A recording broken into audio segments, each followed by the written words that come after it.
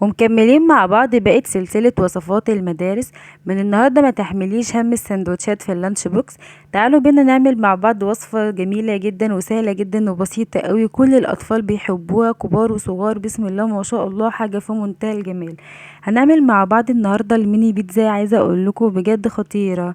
شايفين الجمال والحلاوة، بسم الله ما شاء الله، قد ايه طرية جدا وهشة وخفيفة. ويلا نبدأ بسم الله ونصلي على الرسول. اول حاجة اجيب عندي بولة فاضية، هنزل بكوباية من الحليب الدافي، معلقة صغيرة من الخميرة، معلقة صغيرة من السكر، هدوبهم كويس جدا بالشكل ده كده لحد ما اتأكد ان كل الخليط داب.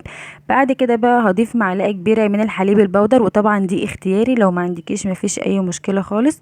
بعد كده بقى هجيب حوالي 5 معالق من الزيت بالشكل ده كده اهوت، هضيفهم على الخليط وهدوبهم كويس جدا لحد ما اتأكد ان الزيت بتاعي كله اختفى في قلب الخليط زي ما انتوا شايفين اهو، بسم الله ما شاء الله.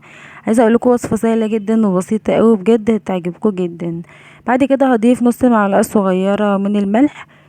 بعد كده بقى التركية القمر اللي هتفرق جدا جدا في طراوة وهيجان العجينة، عايزة اقول لكم بجد الخطوة دي مهمة جدا جدا. هجيب بقى نص معلقة صغيرة من البيكنج باودر وهنزل عليها بمعلقة كبيرة من الخل. عايزة اقولك بجد المحسن ده خطير، بينقل المعجنات في حتة تانية خالص زي ما انتوا شايفينه بالشكل ده كده، يعمل معايا فوم كده فوران. وبعد كده هضيفهم على الخليط واقلبهم كويس جدا.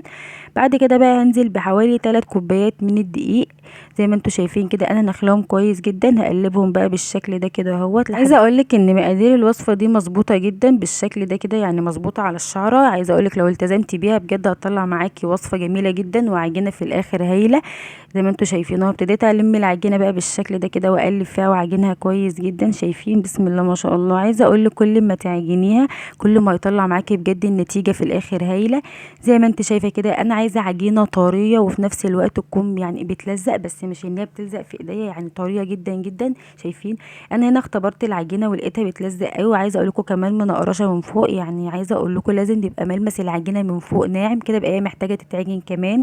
عجينيها كتير على قد ما تقدري علشان بجد يطلع لك في الاخر معجنات طريه وخفيفه جدا جدا وهشه. شايفين الفرق بجد، يعني عايزه اقول لكم ملمسها قد ايه ناعم، وعايزه اقول لكم بجد تحفه.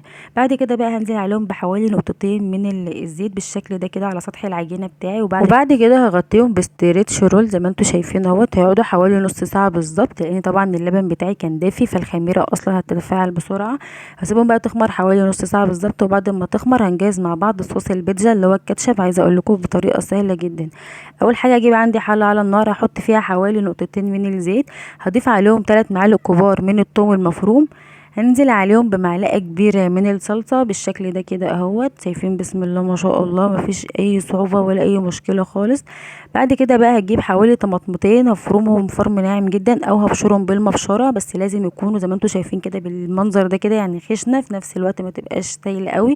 هضيف عليهم بقى معلقه صغيره من الملح، نص معلقه صغيره من الزعتر السوري، نص معلقه صغيره من الفلفل الاسمر، وهسيبهم يغلوا حوالي غلوتين بالشكل ده كده اهو. وهضيف عليهم كمان التركية اللي هتفرق جدا في طعم الكاتشب، نص معلقة صغيرة من السكر زي ما انتوا شايفين. يا دوبك هيغلي معايا كده حوالي 3 دقايق بالظبط، واقوم رافعاهم على النار. وبكده الصوص بتاعي زي ما انتوا شايفين هو نشف جدا، مفيش فيه اي سوائل خالص، وبقى بالشكل القمر ده كده. وبقى الصوص عندي جاهز، والخميره بتاعتي زي ما انتوا شايفين بسم الله ما شاء الله خمرت جدا جدا. شايفين تضاعف حجمها بسم الله ما شاء الله، بجد تحفه.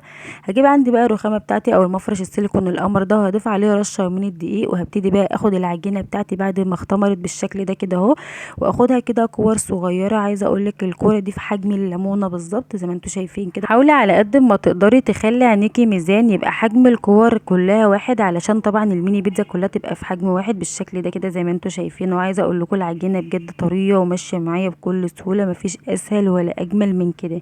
شايفين انا باخد قطعه والفها كده على ايديا، المها بالشكل القمر ده كده، اعملها زي سره كده، وبالشكل ده كده ابتدي بقى اسوي سطحها من تحت بالمنظر ده كده زي ما انتوا شايفين، والفها على ايديا بالشكل القمر ده كده. عايزه اقول لكم بسم الله ما شاء الله قد ايه العجينه جميله جدا ومريحاني. شايفين هنا بقى كنت خلصت الكميه كلها بسم الله ما شاء الله، عمل لي كميه كبيره جدا. هجيب بقى صاج كده مدهون زيت، وهبتدي بقى ارص فيه العجين بالشكل ده كده زي ما انتوا شايفين، مش هعمل فيه اي حاجه ولا هبططه، هفردهم بالشكل ده كده في الصاج زي ما انتوا شايفينه زي ما انا هسويه بالظبط. شايفين بسم الله ما شاء الله. هسيبهم بقى يخمروا بالشكل ده حوالي ربع ساعه بالظبط. وعايزه اقول لكم بعد الربع ساعه كان ده شكل العجينه، فرقت جدا طبعا زي ما انتم شايفين اهوت. هيسهل معايا التشكيل اكتر. تقدري بقى تجيبي كوبايه هدهن كعبها من تحت زيت علشان طبعا ما تلزقش في العجينه بتاعتي بالشكل ده كده اهو زي ما انتوا شايفين. وابتدي بقى اضغط العجينه بالشكل ده كده وافردها علشان طبعا تبقى واخده شكل الميني بيتزا وتبقى من جوه غويطه كده بالشكل ده كده. وابتدي انا بقى افردها بايديا. شايفين بسم الله ما شاء الله. عايزه اقولك من غير كوبايه ولا اي حاجه تقدري تستخدمي ايديكي زي ما انا عملت في الاخر كده بالشكل ده كده اهو. وفردت الميني بيتزا كله زي ما انتوا شايفينه في الصينيه. وعايزه اقولك الكميه كانت كبيره جدا ما اخدتش طبعا الصاج بتاعي، انا نقصتها. هبتدي بقى اجيب شوكه واشكها بالشكل القمر ده كده علشان طبعا ما ترتفعش معايا في الفرن. في الوقت ده بقى كنت انا جهزت الصوص بتاع البيتزا بالشكل ده كده. وابتدي بقى اخد من الصوص بالشكل ده كده واجيب فرشه كده وامشي على وش البيتزا. عايزه اقولك بجد تحفه. كتري منه ما تقلقيش خالص، واولا مش هيبان، وعايزه اقولك كمان هيدي لون كويس جدا جدا للعجينه زي ما انتوا شايفينه بسم الله ما شاء الله. عايزه اقول لكم بجد ما يفرقش حاجه عن اللي انت بتجيبيه من بره. طعمه بجد جميل جدا جدا. اعمليه في البيت هيعمل معاكي كميه محترمه. تقدري بقى اللي يفوت منك تعني في الفريزر وقت ما تحبي تستخدميها طلعيه قبلها ب5 دقايق هيفك يبقى معاكي تحفه وفي منتهى الجمال زي ما انتوا شايفين اهوت. عايزه اقول لكم بجد تحفه.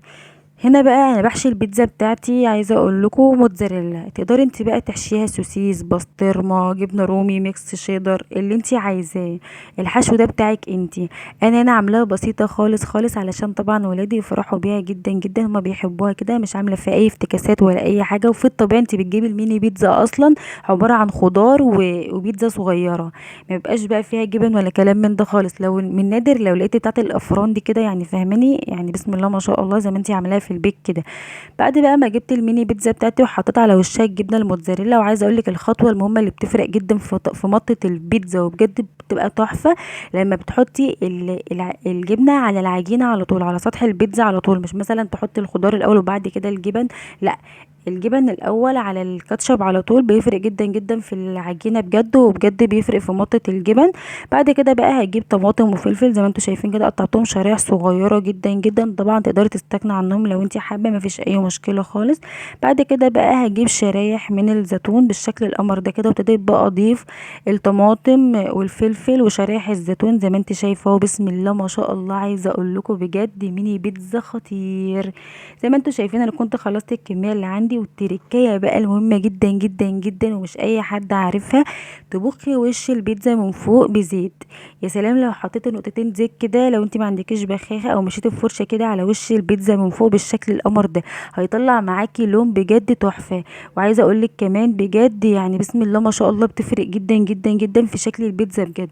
بعد كده بقى دخلتها الفرن حوالي ربع ساعة بالظبط. اول ما تحطيها على الصاجة على طول على الارضية تحمر تاخد معاكي لون من تحت، تقومي قافله عليها ومشغله عليها الشوايه بالظبط من فوق تاخد معاكي لون. في 3 دقايق بالظبط بتكون طالعه معاكي تحفه وفي منتهى الجمال. شايفين الجمال بسم الله ما شاء الله. عايزه اقول لكم بجد واو قد ايه العجينه طريه جدا جدا وهشه جدا جدا، لا هي ناشفه ولا هي مكتومه ولا اي حاجه من دي خالص. هنا كنت بسم الله ما شاء الله بوريكم ان قد ايه ال3 كوبايات دي عملوا كميه كبيره جدا. لو تجيبوهم من بره هجيبوهم بسم الله ما شاء الله باسعار فلكيه. شايفين انا عملت بسم الله ما شاء الله من 3 كوبايات دقيق كميه كبيره جدا هتكفي وتفيد ولادي في المدارس اسبوع بالشكل القمر ده كده. اعمليها لاولادك في البيت صدقيني هيتبسطوا بيها جدا. وده كان الفيديو بتاعنا النهارده. طبعا ادعمونا بلايك للفيديو واشتراك بالقناة، فهذا يدعمنا كثيرا.